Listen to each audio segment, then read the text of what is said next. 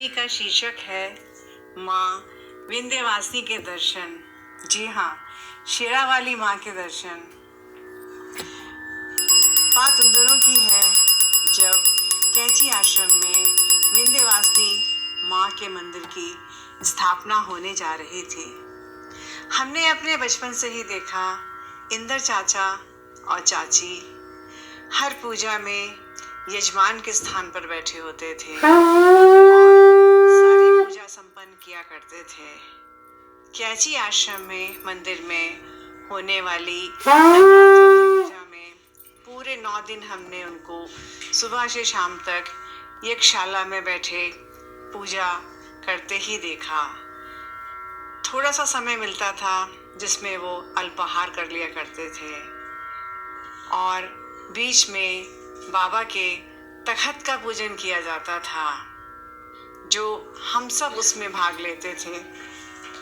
बाबा का कैंची मंदिर में बरामदे में जो तखत है वहाँ पे ये पूजन होता था और बहुत सुंदर लगता था ये पूजन। वहाँ पर हम सब ये पूजन किया करते थे। बाकी सारे पूजन बाबा के चाचा और चाची यज्ञशाला में बैठ के संपन्न किया करते थे। आज हम बात कर रहे हैं जब कैंची मंदिर में विंध्यवासिनी देवी के मंदिर की स्थापना की गई। ये मंदिर सन 1973 की जून से पहले ही बन गया था। अप्रैल के नवरात्रों में और पहले इसकी पूजा कर दी गई थी। पूजा में बाबा जी ने कहा चाचा जी से, और भी भक्त थे वहाँ पे जो पहाड़ में निवास करते हैं, तुम्हारे पहाड़ में देवी को बहुत मानते हैं, ताइसो हमने विंध्यवासिनी का मंदिर भी बनवा दिया। ये बाबा जी के शब्द हैं। तुम्हारे पहाड़ में देवी को बहुत मानते हैं, ताइसो हमने विंध्यवासिनी का मंदिर बनवा दिया। विंध्यवासिनी माँ की स्थापना की मूर्ति में कई दिनों तक पूजा पाठ चलता रहा। चाचा जी चाची जी पूरी श्रद्धा से प्रेम से पूजा करते रहे। हवन हुए और सारे कार्यक्रम हुए।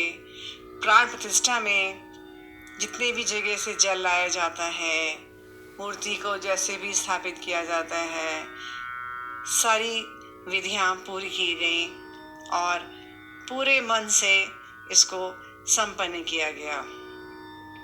जब माँ की मूर्ति स्थापित हो गई, प्राण प्रतिष्ठा भी हो गई, स्थापना हो गई, चाचा चाची जी उस दिन बहुत थक गए थे।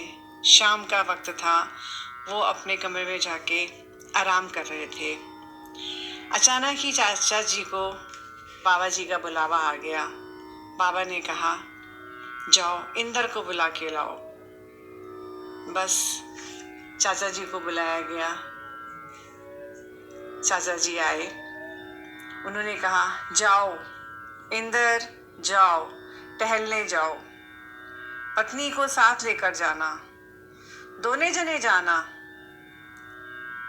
चाचा जी चुप थे, पता नहीं शायद जाना नहीं चाहते थे, थके हुए थे।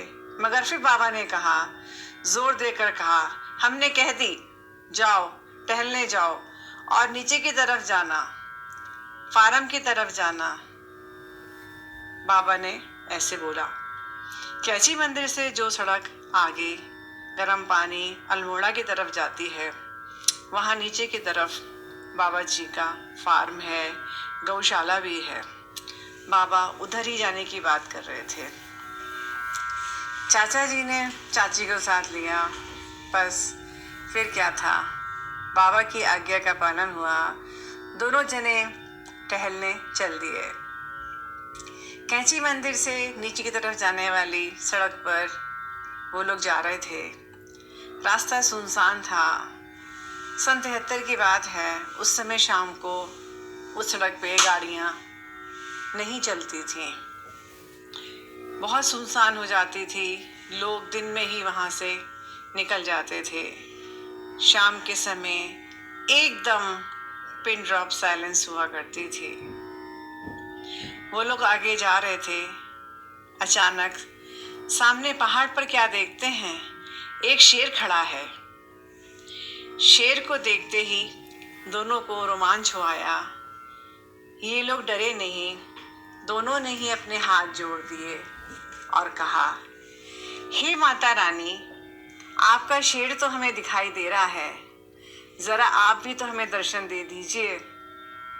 दोनों हाथ जोड़कर प्रार्थना करते रहे और प्रणाम करके वापस आश्रम में आ गए।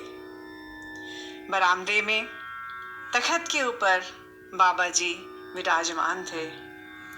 बाबा जी दोनों को देखकर हंसने लगे, बोलते हैं, अच्छा दर्शन कर आए, शेरावाली के दर्शन कर आए, बहुत अच्छा किया। बस और कोई समझे ना समझे, चाची और चाचा तो समझ गए थे बाबा जी क्या कह रहे हैं। उन्होंने साक्षात मूर्ति स्थापना करा के आश्रम में शेरावाली माँ के दर्शन भी करा दिए चाचा और चाची जी को। इतने भाग्यवान थे दोनों, चाची और चाचा। ऐसे में बाबा ने उन पे कितनी कृपा की।